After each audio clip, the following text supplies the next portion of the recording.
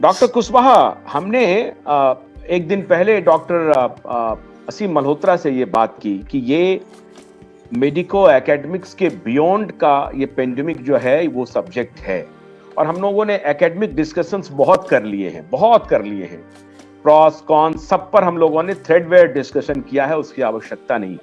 आज गणतंत्र दिवस पर आपका क्या ओपिनियन है डॉक्टर कुशवाहा कि ये मेडिको एकेडमिक्स से बाहर का विषय है, ये 2030 का जो एजेंडा सेट किया जा रहा है उसका विषय है, ये ग्लोबलिस्ट का एजेंडा है, ये वर्ल्ड इकोनॉमिक फोरम का एजेंडा है, ये मस्क बनाम गेट्स का एजेंडा है, और मस्क जो लड़ाई लड़ना चाह रहा है उसको मुझे लगता है कि इस मोर्चे पर कम से कम मस्क को हमें समर्थन करना चाहिए। अरविंद कुशवाहा जी।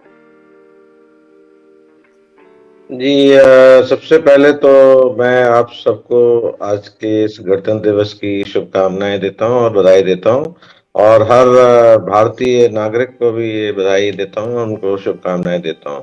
सबसे पहले तो हमें ये समझना पड़ेगा कि आखिर ये रिपब्लिक होता क्या है, जिसका हम मनाते हैं, इसका मतलब समझना बहुत जरूरी है। तो रिपब्लिक की जो डेफिनेशन है, एक dictionary.com में अगर आप जाएं या किसी भी जगह जाएंगे, किसी और जगह भी डेफिनेशन पढ़ेंगे, सिविक्स में भी पढ़ेंगे, तो बेसिकली क्या है, it is a state in which the supreme power rest with the people, supreme power rest with the people और the representative that's they elect. यानी कि या तो जो हमारा जन मानस है उसके पास ये सुप्रीम पावर होती है, और या फिर उनके जो रिप्रेजेंटेटिव है उनके थ्रू एक्सरसाइज होती है।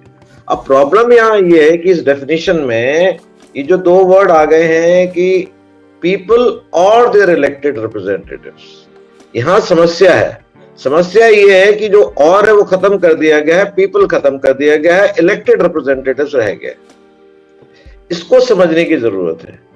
तो इसमें से पीपल को हमें वापस सेंटर स्टेज में लाना है कि Republic without public can never be a republic. जब तक पब्लिक का एक ओपिनियन किसी चीज पे ना लिया जाए, सिर्फ उस पे सब छोड़ दिया जाए, तो ये गलत है। सबसे पहले तो आपको इस पे लौटना पड़ेगा, इस डिस्कशन पे लौटना पड़ेगा, आखिर रिपब्लिक है क्या। अब रही बात जो आप बोल रहे हैं कि एक जो global agenda 2030, sustainable development goals, UN goals, WEF, ये सब घुमा फिरा के एक ही चीज है, अलग तो है नहीं कुछ। तो बात ये है कि ये किसने डिसाइड किया कि इंडिया में कह लीजिए 1.4 बिलियन या दुनिया भर में 7 बिलियन, आगे चल के 10 बिलियन हो जाएंगे तो दुनिया डोल जाएगी। ये किसने डिसाइड किया? Who is the one who has decided, who has said कि इतना लोग बहुत ज्यादा है। और अगर आप पॉपुलेशन का प्रोजेक्शन देखें, यूएन का भी देखें और किसी और जो एजेंसी जो मॉडलिंग में बहुत ज्यादा माहिर हैं, उनको आप देखें तो आज कई देश ऐसे हैं जो इस कगार पे हैं कि उनको सर्वाइवल का प्रॉब्लम है कि आखिर ये पॉपुलेशन कैसे उनके सर्वाइव करेगी आगे आने वाले टाइम में। इसमें कई यूरोपीय देश भी शामिल हैं, इसमें जापान भी शामिल है, और चाइना भी कुछ दिनों बाद उसी हालत में आने वाला, और हिंदुस्तान भी शायद आज से 10, 15, 20 साल बाद वहीं पहुंच जाएगा। तो जहां पे आपको पॉपुलेशन सस्टेन करना ही मुश्किल हो जाएगा।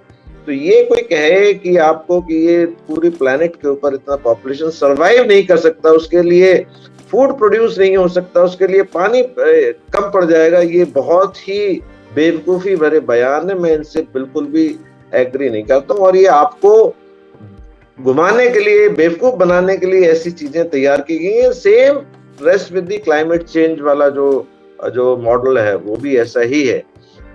अब इसी से रिलेटेड